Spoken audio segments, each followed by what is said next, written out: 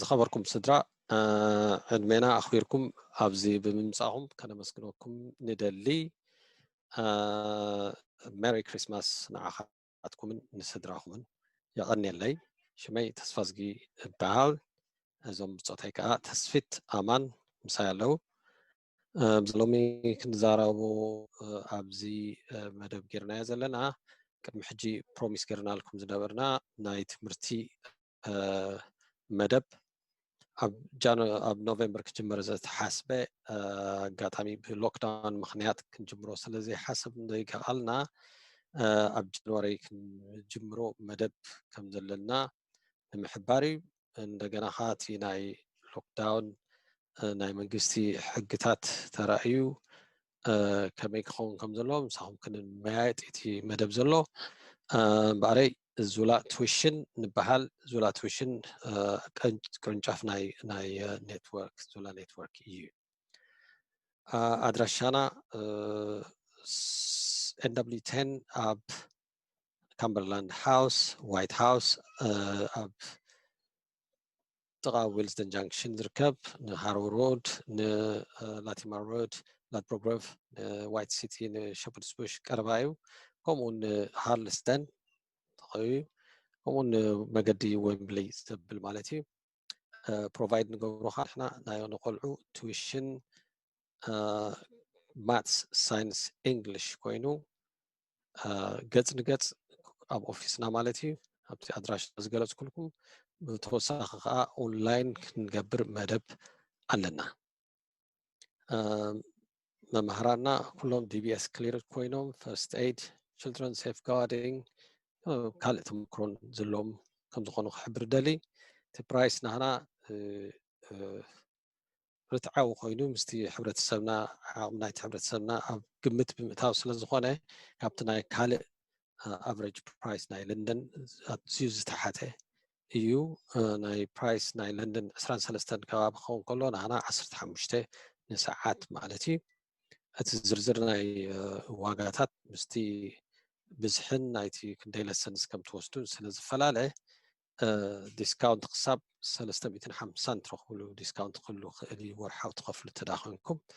እዚኣ ክብለኩም ደሊ ብዝተረፈ ኮቪድ 19 ዘምፅኦ ኢምፓክት እንታይ ኣሎ ብዛዕባ ሕልፍ ክንብሎ ኢና ካልእ ኣገልግሎታት ንህቦ ድማ ታክስ ሪተርን ኣለና ሰልፍ ኣሰስመንት ከምኡውን ካልእ ናይ በነፊት ይኹን ናይ ሶሻል ሰርቪስስ ሓገዛት ከም ንህብ ተወሳኺ እውን ቋንቋ ትግርኛ ክህልወና ከም ዝኽእል ኣብ ዝመፅእ ሓበሬታ ክህበኩም ደሊ እዚ በነፊት ናይ ትምህርቲ እንታይ ምዃኑ ብሕፅር ዝበለ ክገልፀልኩም ሓደ እቲ ግሩፕ ኮንካ ክትከፍል ከለኻን ክሓዝረልካ ከም ዝኽእል ቆልዑ ሞር ካብ 1-2-3 ተዳሃልዮም ክልካ ክሓዝረልካ እውን ይኽእል ይኸውን እንደገና እቲ ትምህርቲ ኣብ ሞንጎ ትምህርቲ ትረኽቦ ናይ ዕዮ ገዛ ተዳሃሊካ እቶም መምሃራና ክትሓባብረኩም ከም ዝኽእሉ ኣብ ዝመፅእ እውን ዝበለፀ ሓበሬታታት ከመይ ጌርካ እንታይ ዓይነት ክትመርፅ ከም ዘለካ ኮሌጃት ኣብ ዩኒቨርሲቲ ሓበሬታ እውን ክህብኩም ከም ዝኽእሉ እዚታት በነፊት ኣለዎ ናይ ቱዊሽን ማለት እዩ ፕራይቬት ቱዊሽን ንደቅና ብዙሕ ኢንቨስት ንገብሩ መጻኢ ሂወቶም ስለ ዝኾነ ኣገዳሲ ኮይኑ ስለ ንረኽቦ እዚ ኣብ ክነጥፈሉ ተበገፅናዮ ተግባራት ስለ ዝኾነ ኣብ GCSE ይኹን ኣብ A level A ኣምፂኦም ክሓልፉ ከለውን ኣብ መጻኢ ሂወቶም ብዙሕ ለውጥታት ከምፃሎም ኣብ ናብረኦምን ኣብ ሂወቶምን ከምፃሎም ስለ ዝኽእል እዚ ፕራይቬት ቱዊሽን ንደቅና ኢልና ንገብሮ ንመጻኢ ሂወቶም ኢልና ንገብሮ ስለ ዝኾነ ብኡ መንፅር ክረአ ከም ዘለዎ ክንርድኦ ክንክእል ኣለና ይብል እቲ ፕራይስ ከም ዝጠቐስኩ ቅድም ካብቲ ናይ ለንደን ፕራይስ ኣቨሬጅ ለንደን ፕራይስ ንኣብነት ተሪእና ኣብ ሳይንስ 23 ማትስ 22 እንግሊሽ ማትስ እንግሊሽ ከዓ 20 ፓውንድ ክኸውን ከሎ ኣባና 15 ፍላት ንሰዓት ማለት እዩ እንደገና ከዓ ምስቲ ለስን ትወስድዎ ሓደ ለስን ትኮይኑ ሓደ ለስን 2 ሰዓት ማለት እዩ ኣብ ወርሓዊ 8 ሰዓት እንድሕር ኮይኑ ክንዲ 120 ትኸፍሉ ወርሓዊ ማለት እዩ እንድሕሪ 2 ለሰን ከዓኒ በብ2 ሰዓት ንሓደ ለሰን ናብ ወርሓዊ 16 ሰዓትን ድሕሪ ዝመሃሩ ኮይኖም ደቅኹም ክንዲ 368 ዝኸፍሉ እቲ ናይ ለንደን ፕራይስ 180 ጥራይ እዮም ዝኸፍሉ መክሰብ ዘለኩም 188 ዲስካውንት ኣለኩም ማለት እዩ ሰለስተ ብክልተ ሰዓት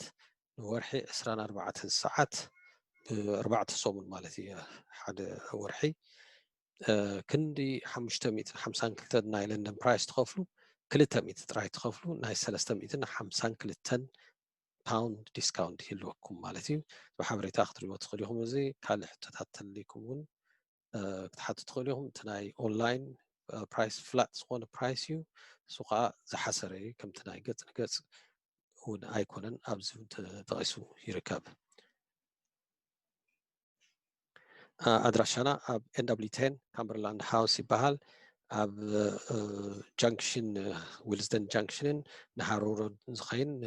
ዋይት ሲቲ ዝኸይድ መንገዲ ጥቓ ካር ጃየንት ኣብቲ ሜይን ሮድ እዩ ዘሎ ስለዚ ማእኺሉ ስለ ዝርከብ ኤጅዋር ሮድ ዝቕመጡ ሃሮ ሮድ ዝቕመጡ ሃርለስደን ዝቕመጡ ከምኡውን ሸምፖትስ ቡሽ ዝቕመጡ ላቲማር ሮድ ላድብሮግሮቭ እዚ ኩሉ ኤርያ ማእኸል ስለ ዝኾነ ክሳብ ወይ ማለት እዩ ኣብ ምቹእ ዝኾነ ቦታ ስለ ዝኾነ እዚ ኦፊስና ንደቅኹም ፅቡቅ ሰፈር ቦታ እዩ ዘለና ክብል ይሕብር ኣብ 4ይ ፍሎር ኢና ዘለና እዚ ናይ ዩኬ ኤጁኬሽን ሲስተም ኩሉ ክርድኦ ዘለዎ ዝፈልጦ ትኾኑ ንሕና ክስታይ ንገብሮ ማለት ካብ ኤጅ year 1 ጀሚርና ካብ ዕድመ 6 ክሳብ 16 ዘሎ ዕድመ ኢና ሓገዛት ንገብር እዚ ከዓኒ ካብ ሪሰፕሽን ካብ year 1 ጀሚሩ ክሳብ year 11 CSE ማለት እዩ ፕራይመሪ ኤጁኬሽን ካብ ዕለት ዕድመ 4-5 ዘለዎም ክሳብ ዕድመ 11 ዘለዎም ኮይኑ ሰከንደሪ ኤጁኬሽን ከዓ ካብ ዕድመ 11 ክሳብ 16 ዘለዎ ማለት እዩ ነዚ ካቨር ንገብር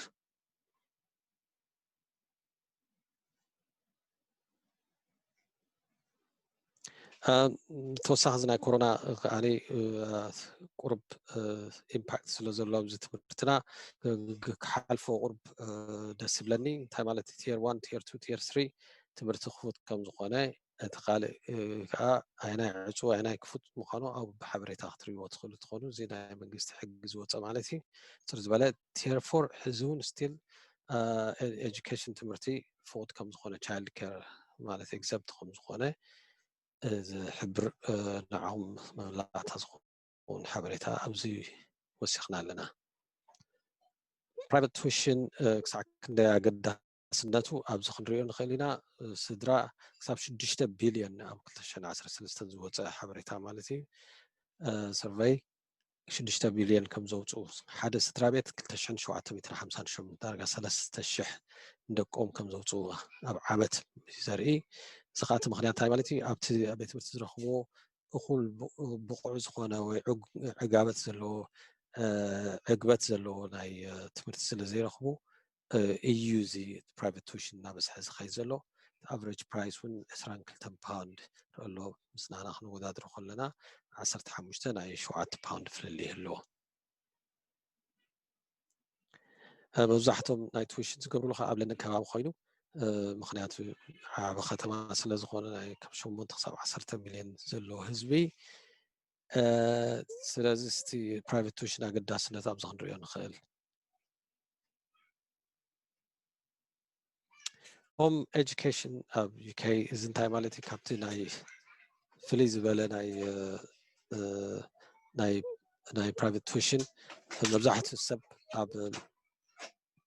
ኣብ ሆም ኤጁኬሽን ዝኸደሉ ዘሎ ምክንያት ኣብቲ ዕግበት ኣብ ቤት ትምህርቲ ስለ ዘየለ እንደገና ክፍታታት ናይ ደቆም ስለ ዘሎ መብዛሕትኡ ሰብ ሕጂ ናብኡ ይደፍኣሉ ኣሎ ክንዲ ትምህርቲ ዝሰድዎም ኣብ ገዞም ኮይኖም ከም ዝመሃሩ ገብሮም ኣለዉ ደቆም 2014 እንትሪኦ ኣለኹም ዳርጋ 33,000 ኣቢሉ ነይሩ ሕጂ 2017 ዳርጋ 47,000 በፂሑ ሕጂ 2020 ከዓ ዳርጋ 60,000 በፂሑ ኣሎ ስለዚ እቲ ክትሪእዎ ትኽእሉ እቲ ናይ ኣገዳስነት ናይቲ ኣብ ሆም ቱዊሽን ኣብ ዩኬ كم تقدم زجلسكو 6 بليون زنبرة حجنا بشم 8 بليون سدرا زوج أوزلهم نسد ندقوم نتمرت زخون تي average price ناي ساعات 4 باوند خيدالو أب UK كأدارك حبوش تميت زخونو نايتي تويشن سنتر سالو agencies مسكم زخم أنا أب السلو مالتي سبعا كلتن يتهايد قولعو درجة private tutor ويكا ممهر نيروم كنبل نخل زح عمليتها نعم أقداس قوينو سلازرخوكو مالتي ناي بمهران كأني رئيتو زهبو بزعا ناي بيت مرتي أب تمرتات زرق زلو دقمة عقبت زي مهلاون أبزو بقفحي قلت شوي مابزي سلازا أب بيت مرتي دخام سلازا زي برايفت توشن بلو زلنا أقداس ناسو بتعمي عبلي لي زرق زلو بعري تزلني بزعا زي برايفت تويشن أبزو ودي اللهو كان احتوتات لكم ساعتين آخر نملس لكم تليفوننا نقدفنا لكم مالنا ما حتوتاتكم قدام اوكي ما حد حتى زمتاتنا سبيشال نيد زلهم قلعوا واوتيستيك كونو هو ويكال خصتاي زلهم نحن نعون هنا حاجز نقبرينا هاندل ناي مغوار كله سلازلنا توب كم زلكم شكرا زلهم دقكم تداها اليوم يا most welcome سلازي دحراي تبرو حتى تليكم زخون عينة رئيتو تليكم أبز زلو تتقيسو زلو إيميل أدرسن تليفون نمبرن دولوا لنا توكسونا احنا عمل صدبكم دلواتن حقوساتن هنا يغني لنا كالاي حتى متين زلو أتا خبر هاز دلي بزعو زناي بانديميك ويكا كوفيد 19 مخنيات بزحات دقنا كاب تمرتي تقليلهم ناي تمرت عدل زي مركب اونلاين يسرحوا سلازلو كلياتهم بزح شجرات كم زقات بمجنزاب حجي زي ناي برايفت تويشن أقداسنتو نال عليه إذا خيز زلو معناته كاب تمرتي كاب تخرخبو زقبوم تمرتي أخول أي رخبون يوم زلو أتي ولا مارك كمان زي رخبو مارك زقبروم زلو بتي ناي هوم ورك ناي إكسرسايز ورك زقبرو ترايز فزخونه إكزامس لزي قبرو زلو حجي أقداسنتو بتحمي ناي قدن أقداس خويني يركبالو مخنياتو زي ناي حد عامت ناي كلت عامتهم قلعوا كمهارو زقبوم يقودلهم سلازلو زي برايفت تويشن أقداسنت بالتعمي لعل كويني يركبالو سلازي زي أتوكرنا كنريون كنزون زلنا سلازقونه بعتب كنريو يتحايت يمحصد مالتي يغني لي